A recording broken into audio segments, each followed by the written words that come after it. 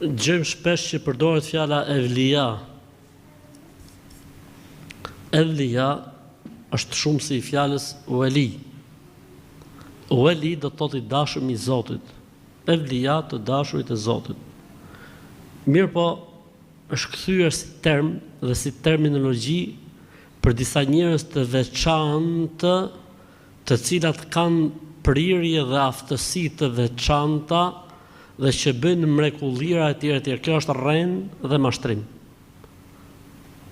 Evlia janë të gjithë muslimanët besimtarë që e besojnë Allahun, botën tjetër, që bëjnë vepra të mira.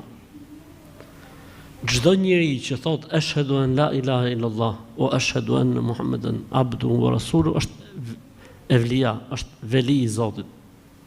Pastaj shkalla e dashnisë ndryshon sipas veprave dhe ruajtjes nga gjunahet.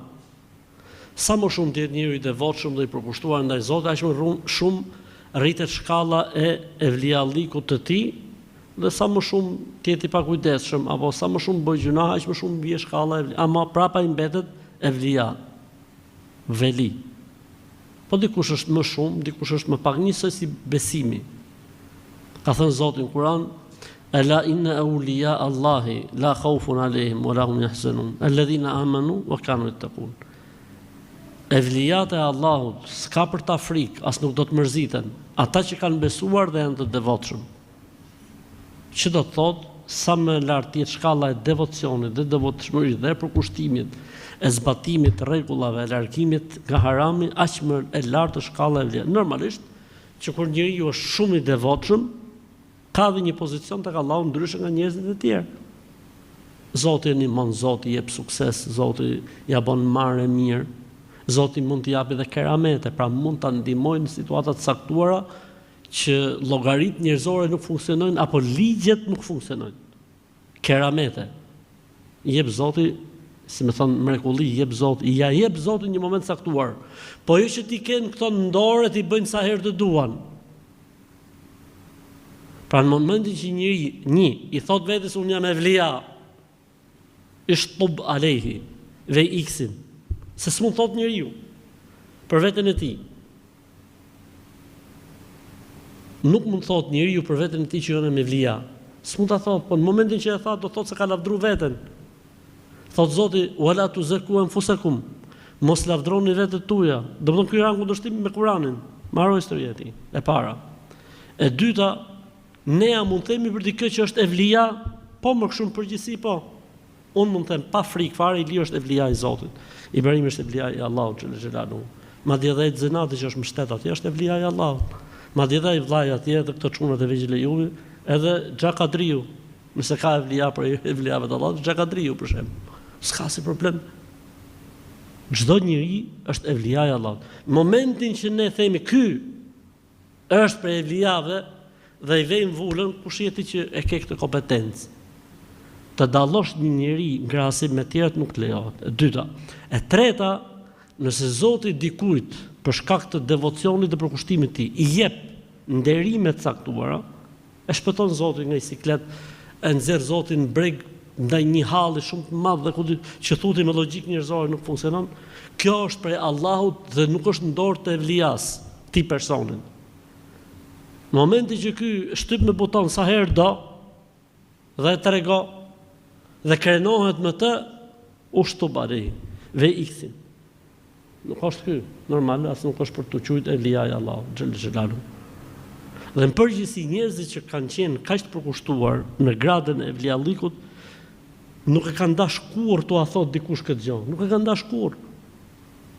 Për këtë arsye, ka pas për tyne që kanë poshtruar veten e tyne që mos mendojnë njerëzit se kush janë. Për shumë tregohet për hoxhallar dhe dietar të mëdhenj, e kanë edukuar veten e tyre duke pastruar xhamiat e Damaskut 40 ditë. Pastrues xhamiat, ata ka bërë veten e vet pastrues banjëve, xhamiave. Pse? Se ka paqë njerëzit po i japin rëndësi. Ka thonë prej tjerë të japun mësimin vetes time. Nuk ka gjë më të poshtë se sa nefsi i njëri, nuk ka gjë më të poshtë. Armiku më i madh vallahi bilaj, për Zotin e madh. Mas shejtanit mallkuar nuk ka armik më të madh për njeriu se sa nefsi i tij. Për këtë arsye kur ka ndruar jetë, Ebu Bekri ka lënë një amanet Omerit. E ke parasysh, Omeri do të merrte khilafetin, apo jo? Gjëja më e rëndësishme në fenë tonë është të udhëheqësh jetët e njerëzve, të menaxhosh jetët e njerëzve. Ky është pushteti, amanet që se ban as qiejt as toka. Dhe Ebu Bekri i la vetëm një amanet Omerit. Çfarë i tha? Ruhu për të keqes vetes tate. Kaq, dha shpirt Ebu Bekri. Ky është amaneti me të cilin Omer ibn Khattabi ka nisur punën e tij. Kështu që nuk mund të jetë evlijalliku reklam, nuk mund të jetë evlijalliku pretendim, nuk mund të jetë evlijalliku titull, nuk mund të jetë. Për këtë arsye ka thënë Imam Shafiu rahimahullahu taala, kush i thot vetes se jam i dashur të Zotit, evlia Allah thot, shihni veprat e tij, mos shihni se nëse fluturon në ajër apo ecën mbi ujë. Nuk është kriter se fluturon në ajër apo ecën mbi ujë. Thot shihni veprat e tij, janë në përputhje me fjalën e Zotit dhe fjalën e pejgamberit alayhis salam, është evlia e Allahut. Po, është në rregull. Po bëhet ermatja. Në momentin që s'ka lidhje me librin e Zotit dhe me sunetin e pejgamberit alayhis salam, inshallah shko raket në ajër.